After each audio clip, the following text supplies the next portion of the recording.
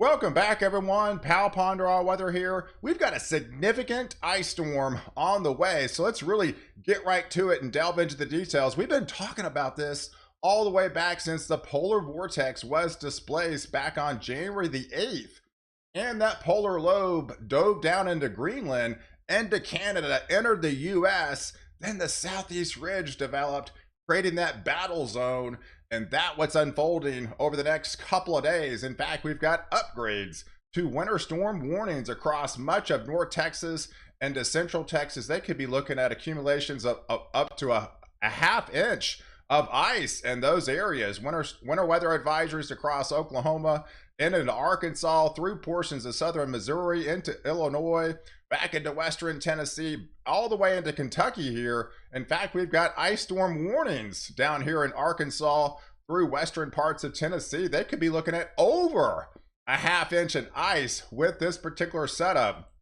So obviously we're going to have a lot of impacts on the roads. We've got minor to moderate impacts across much of North Texas and to West Texas, all the way diving down as that Arctic air has been very shallow, pulling that air mass further south. So these areas, even into Central Texas, extended into the Austin area, those areas are impacted with this winter storm warning that's unfolding. And where you see those ice storm warnings, obviously you're going to have moderate impacts.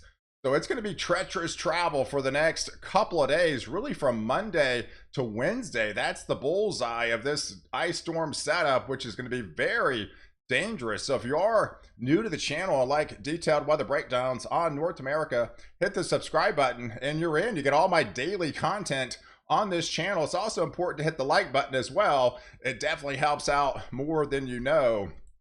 And I also started a second channel. This one's going to be POW Ponder Ultra. It's going to be for short range weather analysis, but also some educational content. So you can subscribe to that channel as well at POW Ponder Ultra. And I have the link below. And I'll be uploading a video later on this afternoon on my new channel. But I'm also going to be giving away a giveaway today. So this is a Weatherflow weather station from Tempest. This is the one I personally have owned for the past 3 years. It's phenomenal. It's a 501 system. It's all solar, has this really convenient app. So to be a part of the drawing, you got to be able to like the video. You got to comment the keyword ice and be a subscriber to the channel. And if you do that, I'll be doing a random drawing tomorrow and announce the winner. So the keyword is ice for today to be included in the drawing to win one of these Weatherflow Tempest weather stations. If you'd like to purchase one at a discount, I'll have the link below.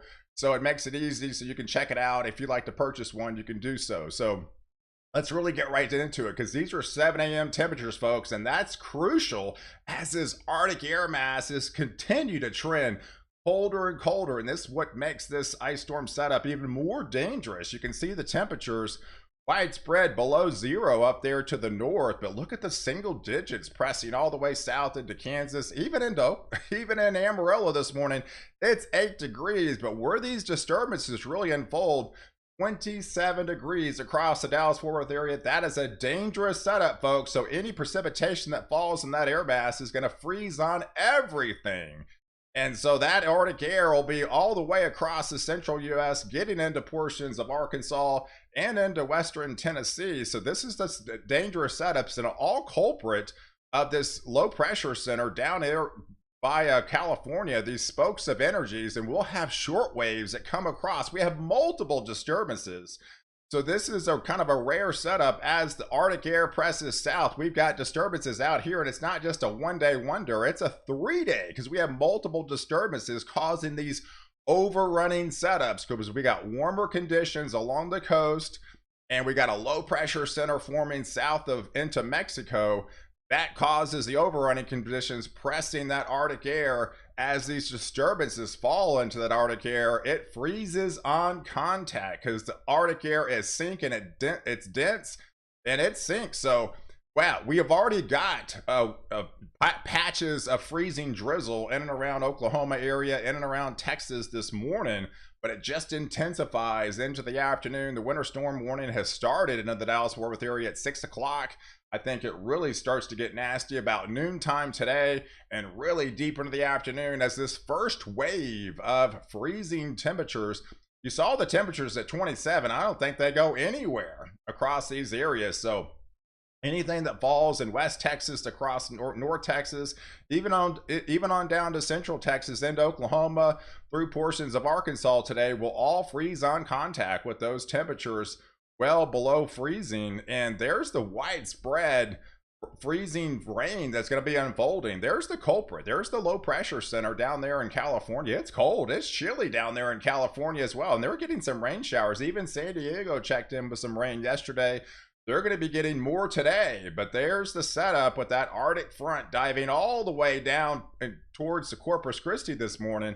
And there's the overrunning setup across much of North Texas into Central Texas, West Texas, through Oklahoma, all the way through Arkansas, through western parts of Tennessee, back into Kentucky here. Just a nasty setup through portions of southern Illinois, portions of Indiana here with that freezing rain potential unfolding. And it just doesn't stop there, because Tuesday those temperatures will continue to remain below freezing. So you're talking an extended period of time, several days down here and a good chunk of Central and North Texas below freezing temperatures. But look at that in Oklahoma, 19 degrees and freezing rain, folks. That is some dangerous stuff. You don't really see that too often at all. And it's because we've got that warm air aloft, and I'll explain that here in a little bit.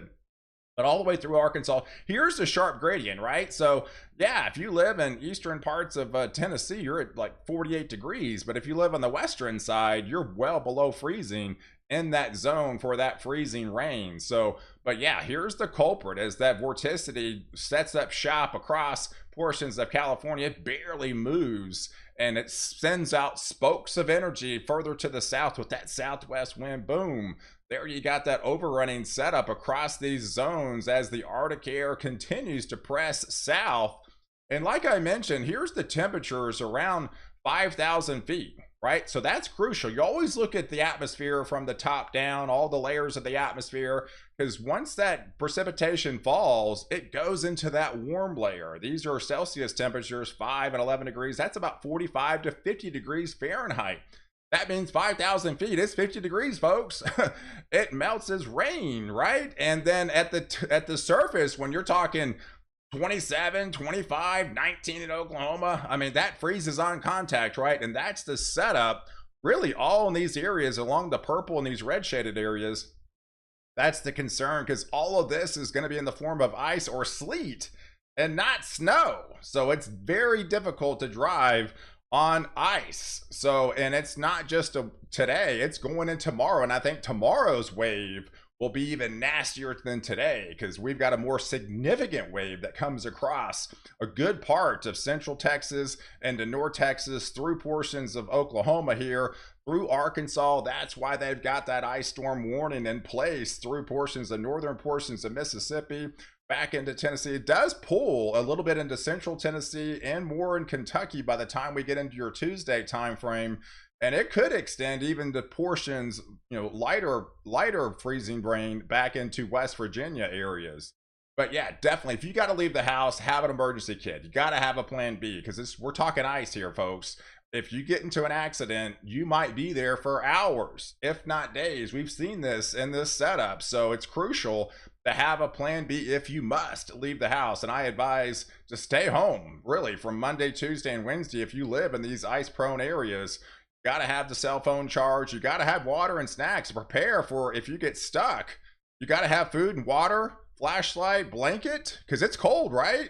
And yeah, you just have to have a plan B if you leave, because obviously if you got, if you're in a wreck, it's a compounding effect, folks. So if you got a lot of these emergency, responders are trying to get to you, but they can't drive on ice either.